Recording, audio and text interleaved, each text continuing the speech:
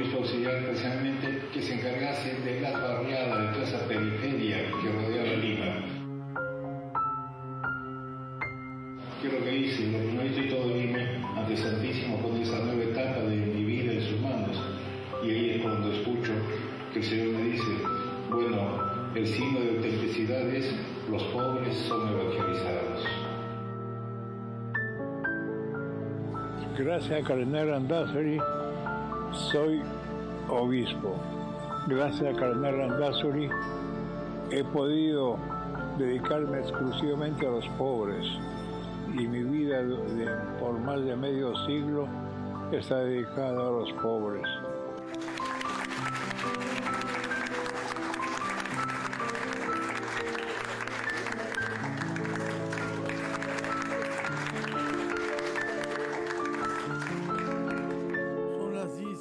Y damos la bienvenida a RPP a Monseñor Carlos Castillo, arzobispo de Lima. Hemos querido comenzar difundiendo un video preparado por el arzobispado de Lima sobre Monseñor Luis Bambarén, obispo que ha fallecido el día de ayer, lo que ha producido una gran conmoción al pueblo creyente, pero también a muchas personas que lo conocieron durante su larga gestión como obispo, un auxiliar que remonta desde los años 60. Monseñor Castillo, muy buenos días. Buenos días, Fernando. Sí, sumamente consternados, pero también animados por la huella que nos deja y la herencia de entrega generosa, especialmente a los más pobres. Y quisiera hoy día pedir a todos que nos unamos en oración. Hoy día a las 12 vamos a tener la misa en la catedral. No va a estar presente el féretro porque es por razones técnicas, pero pasará por la puerta. Le daremos el último adiós para que pueda viajar a Chimbote inmediatamente. Ojalá que pueda llegar bien. Agradecemos a todos los signos de amistad y de compañía que tenemos. Agradecemos a la misma compañía de Jesús, que han sido tan comprometidos con las causas de los más humildes en todos los terrenos, y el testimonio de él que ha sido muy claro, muy sencillo, muy de diálogo, muy capaz de poder tratar a todos. Lo conoce todo el mundo lo quiere y lo estima, y ciertamente estamos llamados a recoger su legado. Usted en particular lo tiene como una referencia, una especie de hombre de tránsito entre Monseñor Landázuri, que fuera cardenal y arzobispo, predecesor suyo durante 35 años, porque es Bambarén que le entrega a usted el báculo que usó Monseñor Landázuri. Sí, el cardenal antes de dejarnos le entregó su báculo para que lo dejara. Tienes que transmitírselo a alguien que continúe ese camino, ¿no? Lo había guardado por años y ese día me lo entregó primero en la oficina y luego ya solemnemente me lo entregó también en la catedral.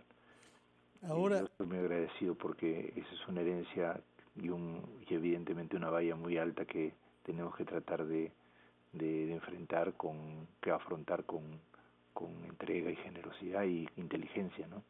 Solamente las personas de nuestra generación o mayores recuerdan ese incidente en el año 71 en que Monseñor Bambarén acompaña a pobladores que están creando Villa El Salvador en el año 71 y es puesto preso por el ministro del Interior de la dictadura militar de la época.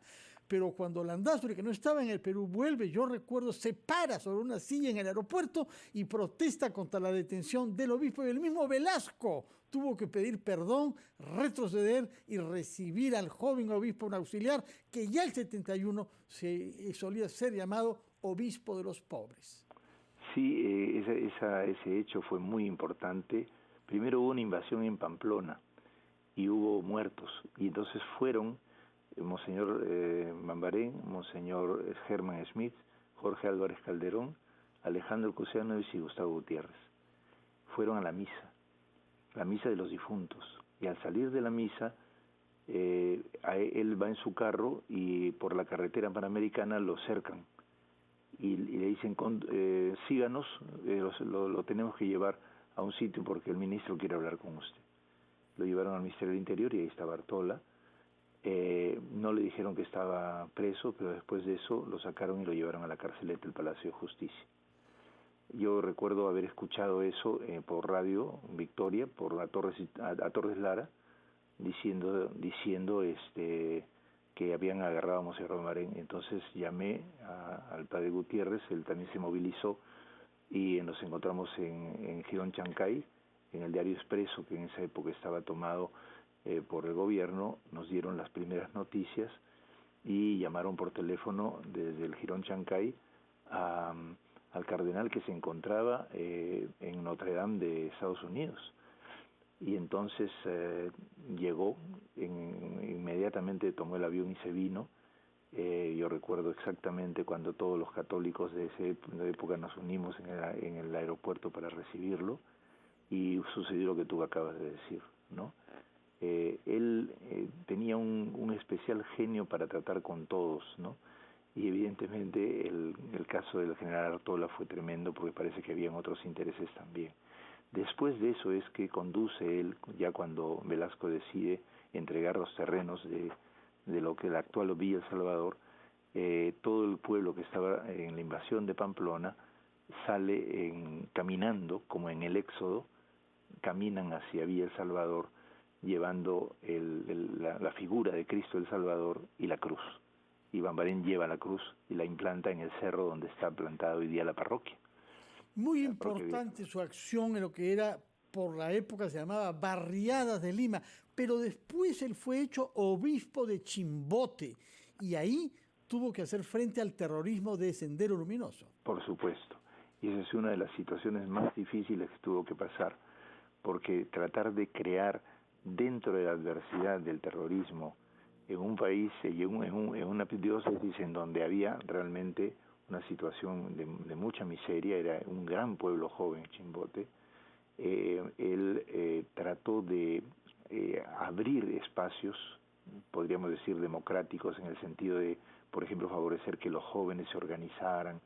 Hizo el Cerro de los Jóvenes, la pastoral juvenil, en medio de la adversidad, y entonces se le restó mucho eco al terrorismo, pero tuvo la consecuencia, por ejemplo, del asesinato, y luego él por eso promovió la canonización de los mártires franciscanos y el padre Sordi, que tuvieron esta inmolación, y que evidentemente uno de los blancos era él también, ¿no? Creo que va a ser enterrado después de que pase mañana su cuerpo delante de la Catedral de Lima en Chimbote, aunque estaba disputado entre Villa El Salvador y Chimbote, sus dos grandes lugares de... No, él quiso que se fuera primero a Villa El Salvador para hacer una misa o rezar, pero dijo también, pero si hay riesgo de contagio, mejor vayamos de frente de frente a Chimbote, ¿no? No sé cómo está arreglado en este momento ya todo, pero lo más probable es que va a ir a Chimbote pronto, ¿no? De acuerdo, monseñor. Permítame, por favor, ir a una pausa y retomamos nuestra conversación, como cada sábado en Diálogos de Fe, escuchando al Papa Francisco.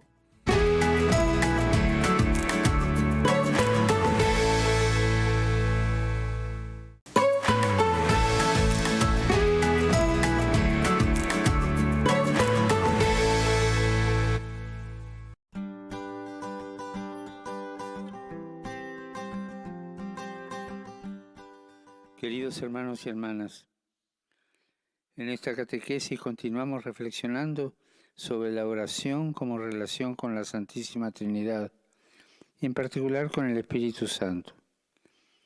El Espíritu Santo es el don fundamental de la vida cristiana. Si podemos invocar a Dios llamándolo Abba, es decir, Papá, es porque el Espíritu Santo habita en nosotros. Sin Él no es posible relacionarnos con Cristo y con el Padre. Así como Abraham, que dando hospitalidad a 3 viajeros encontró a Dios, Trinidad de amor, también nosotros estamos llamados a abrirnos a su presencia y a acogerlo en nuestra vida. El Espíritu Santo nos transforma y nos hace experimentar la alegría de sabernos amados y habitados por Dios. Es la experiencia que vivieron los discípulos de Jesús y que nos relata el Evangelio. Y es también la experiencia que vivieron tantos orantes, hombres y mujeres, que el Espíritu Santo formó a la medida del corazón de Cristo. Pero no pensemos que los orantes son solo los monjes o los eremitas. ¿Cuántas personas comunes han encontrado a Dios en el Evangelio, en la Eucaristía, en los hermanos, y cada día dan testimonio humilde de misericordia, de servicio y de oración? Nuestra misión como cristianos es mantener vivo el fuego que Jesús trajo a la tierra, es decir, el amor de Dios. Sin este fuego del Espíritu, la tristeza reemplaza la alegría, el servicio se convierte en esclavitud y la rutina sustituye al amor.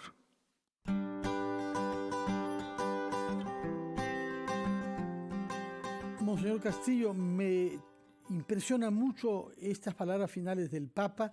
Nuestra misión es mantener vivo el fuego que Jesús trajo a la tierra. Y sin este fuego, dijo, la tristeza reemplaza la alegría, el servicio se convierte en esclavitud y la rutina sustituye al amor. Mira, el Papa ha explicado profundamente, claramente lo que es realmente la oración, ¿no? San Pablo dice que no somos nosotros los que oramos, sino el Espíritu que ora en nosotros. Y esto es muy importante. La fe cristiana es un don preciado, y entonces que nos consuela y nos alienta, y por eso nos da alegría. Quiero citar otra vez al Monseñor Bambarén, porque él era así. Muchas personas que no se está metiendo en política, se meten en cosas. Es que Lucho tenía un dejarse llevar por el Espíritu. Él me decía, ahora que eres obispo, todos los días, hágase tu voluntad, hágase tu voluntad, hágase tu voluntad, ¿no? Inspírame, Señor, para que se haga tu voluntad. Y él, yo creo que tenía una actitud orante, bueno, lo conocido, siempre ha sido muy orante, ¿no? Y esos gestos de humildad, de sencillez que tenía, son justamente porque no son tanto grandes, digamos, monumentos humanos a la bondad, ¿no? De hecho, también lo es, pero lo más importante es que él dejaba pasar el Espíritu en su vida, como el Papa. El Papa es así. Él, digamos, pone de su parte y simultáneamente deja siempre a que el Espíritu mueva, ¿no? Y esta alegría de fondo es lo que el mundo necesita. Nietzsche dice que los curas teníamos en la frente escrito tristeza, ¿no? Porque claro, si empezamos a hacer lo que nosotros queremos y impartir normas y normas y normas y no dejarnos inspirar, construimos una iglesia a nuestra medida, ¿no? Una religión a nuestra medida. Y no se trata de eso, se trata de comunicarle al pueblo lo que auténticamente el Señor quiere decirles. Y a veces a tiempo y a destiempo hay que predicar y el Espíritu te mueve, ¿qué vas a hacer? No, estás de alguna manera asistido, al contrario, uno tiene que dejarse y le brota una felicidad que viene justamente del Señor, no es algo que uno construye, ¿no? Monseñor Castillo, otra personalidad que nos ha dejado esta semana es Luis Bedoya Reyes, fundador del que es el único partido político peruano que lleva en su nombre el atributo cristiano, ¿no? El PPC, C de cristiano. Sí. Explíquenos, por favor, por supuesto que le hemos rendido un homenaje, yo sé que usted lo ha hecho también, pero quería que nos expliquen, además quizás de saludar la memoria de Luis Bedoya Reyes, esta relación entre el catolicismo y la política. Bien. Bueno, una cosa sobre, hoy día hay un artículo de Rodríguez que se llama Los dos Luchos, ¿no? Lucho Bambarén y Lucho Bedoya. Bueno, yo lo he visto siempre de lejos. Una vez nomás lo vi de cerca, cuando fuimos con el padre Gutiérrez desde Ñaña hasta Huampaní a pie, y lo encontramos en el camino en su caballo. Y bajó del caballo y nos saludó a los dos porque Gustavo había sido su profesor. Ambos chalacos, creo, ¿no? Chalacos ambos, sí. Bedoya y Gustavo Gutiérrez. No, Gustavo es barranquino. Lo importante es que yo creo que es una figura señera porque respetó mucho la trama democrática y se pospuso él, y por eso nunca fue presidente, pudiendo haberlo sido, se pospuso él para poder abrir a la unidad, y eso creo que es lo más valioso que ha tenido en su vida él, muy respetuoso en ese sentido. Sí creo que, digamos, todo el problema del cristianismo en la política fue entendido de varias maneras en el siglo pasado, y el error ha sido crear un partido político católico o cristiano con el cual la Iglesia pensaba que así podía acceder o orientar la vida de las sociedades, porque todos esos partidos terminaron siendo justamente partidos, es decir, partiendo, no la unidad. Y entonces más bien lo que hay que hacer es, la Iglesia tiene un rol profético en el que se esclarece, ¿no? Como dice el cardenal Parolin, la política partidaria divide, Dios une. Y creo que justamente uno de los problemas que hay hoy día es que se piensa que usando a Dios para el propio interés se obtienen votos. Eso y no es uno solo, son varios que hacen eso, ¿no? Y entonces eso es contraproducente, porque algo que pertenece a toda la humanidad es un elemento fundamental de vida, no puede ser aprovechado para un interés propio o a una posición propia, más bien debe respetarse la libre elección de las personas.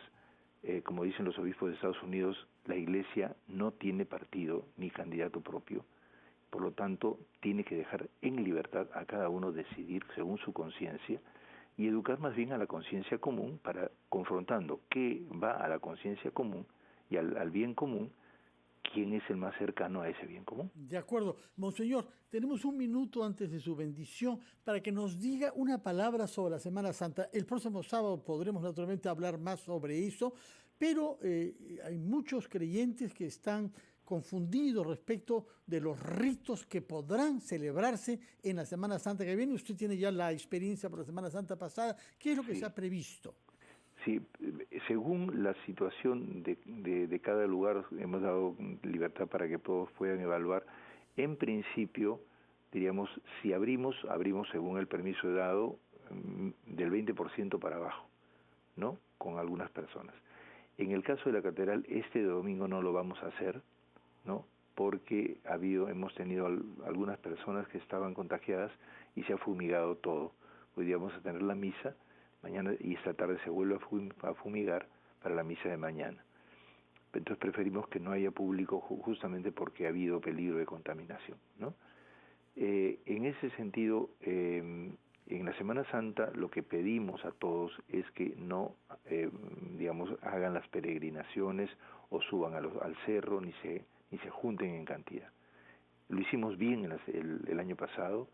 Creo que debemos tenerlo que repetir porque el problema está que este virus, la cepa actual, es mucho más peligroso y contagiante. Y por eso es que preferimos eso. Sí podremos celebrar con pocas personas los oficios de Semana Santa. Lo que sí hemos creado un esquema de Semana Santa en donde podrán participar todos, no solamente virtualmente, es decir, asistiendo a las celebraciones, sino algunos actos de las celebraciones, así como hicimos en el miércoles de ceniza, se pueden hacer en casa. De acuerdo. Vamos a proponerles hacerlos y viendo la página web del arzobispado, ahí está todo. El sábado próximo conversaremos un poco más sobre eso. Nos corresponde separarnos, Monseñor, y por favor, como cada vez solicitamos su bendición. Los invito a la misa de las 12 y ahí leeremos el mensaje del Santo Padre enviado especialmente por la partida de Monseñor Bambarén. Padre bueno, en medio del dolor de todos los que nos dejan siendo tan amigos por motivos de este virus que nos invade, en medio de eso sabemos que clamar a ti es clamar a nuestro consuelo y a nuestra esperanza. Te pedimos que nos acompañes y con todos los que ya se han ido, nos des el espíritu para poder ser obedientes a tu palabra, pero sobre todo también para encontrar medios para poder organizarnos bien y encontrar soluciones desde la vacuna hasta nuestra organización de control propio, de madurez, para que superemos este momento histórico tan grande, tan difícil y tan terrible. Nos bendiga el Señor Padre, Hijo y Espíritu Santo, y de paz a todo nuestro pueblo. Amén. Muy buenos días, muchas gracias, Monseñor Castillo. Lo escucharemos en la misa hoy a las 12 del día, nos dice, en memoria de Luis Bambarén, obispo auxiliar de Lima y de Chimbote, y mañana en su misa tradicional de la catedral a las 11 de la mañana. Muy buenos días. Muchas gracias también. Acá llegamos al fin de Diálogos de Fe, programa de RPP, La Voz del Perú. Que tengan todos un feliz fin de semana. Buenos días.